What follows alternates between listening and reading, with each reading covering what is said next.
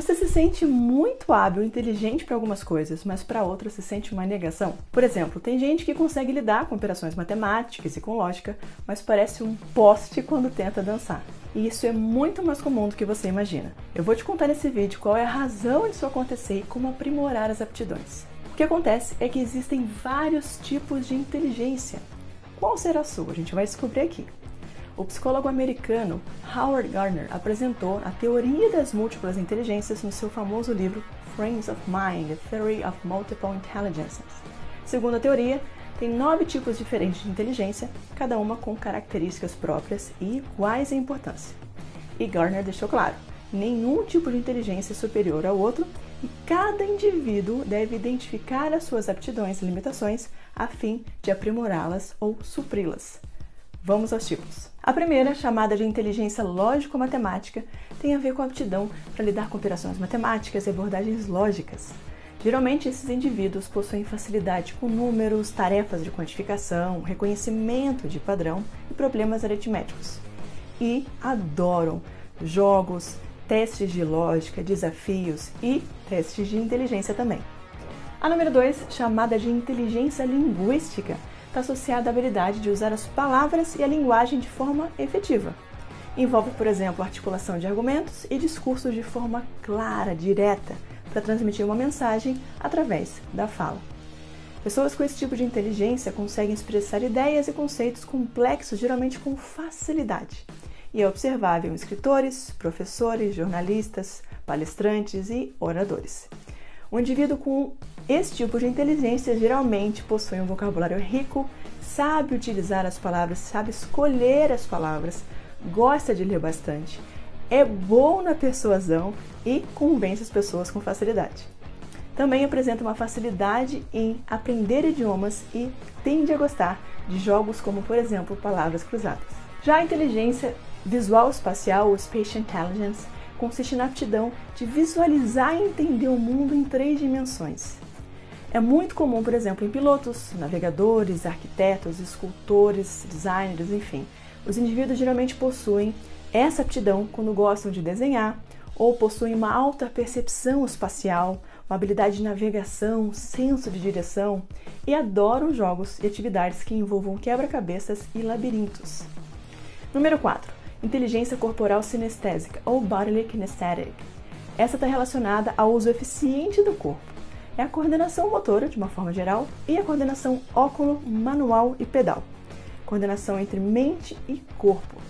Geralmente, esses indivíduos possuem grande interesse por atividades que exigem aperfeiçoamento e timing. A inteligência corporal sinestésica é muito comum em atletas, artesãos, dançarinos e cirurgiões. Eles geralmente gostam de trabalhar com consciência corporal, reconhecer suas capacidades, têm habilidades manuais, gostam de construir coisas e usam um bom timing para atividades e tarefas físicas. A número 5, chamada de inteligência musical, é a capacidade que algumas pessoas têm de compreender, identificar alguns sons, alguns timbres. Já ouviu aquela pessoa que fala assim, eu toco de ouvido? É essa pessoa. E geralmente essas pessoas notam sons que a gente não notaria. É muito comum então em músicos, compositores, cantores e DJs. Geralmente esses indivíduos são muito sensíveis a sons em geral, conseguem discernir tons e apreciam e gostam de compor música, cantar e tocar. Já a inteligência interpessoal é uma aptidão para você compreender e interagir com outras pessoas de forma efetiva, sabe? Tendo sensibilidade para notar o humor, os sentimentos ou o temperamento de outras pessoas. Esse tipo de inteligência implica também na facilidade em se fazer entender perante os outros. É muito comum em comissários, atores, vendedores e pessoas que trabalham com o público de uma forma geral. Esses indivíduos geralmente têm facilidade para analisar questões através de diversos pontos de vista e conseguem entender pessoas com facilidade, inclui suas tendências e características de forma sutil. Número 7, intrapessoal. Essa aqui é a habilidade de conhecer a si mesmo, respeitando os próprios sentimentos, desejos e limitações. Aqui consiste basicamente no autoconhecimento. Esse indivíduo geralmente possui alta inteligência intrapessoal porque ele possui uma força de vontade, uma independência, uma forte ciência dos seus próprios sentimentos e age em conformidade com aquilo. porém tendem a ser tímidos, introvertidos e ter poucos amigos. Número 8, inteligência naturalista. Essa aqui é aquela que consegue entender a natureza, os elementos, seres vivos ou não vivos. Inclui a compreensão de animais, plantas, chuva, terra, mar, etc. Possui grande relevância na evolução do homem, tendo em vista que as noções de caça, plantio e colheita são essenciais para a nossa sobrevivência. Geralmente, esses indivíduos têm capacidade de ter um gosto maior pela natureza, têm interesse e uma aptidão para entender fenômenos naturais, como chuva, ventanias, neves e por aí vai. A próxima é chamada de inteligência existencial, que é aquela capacidade de entender questões profundas relacionadas à nossa existência, ao sentido da vida, aos temas espirituais. É muito comum, então, em líderes espirituais, em teólogos e filósofos.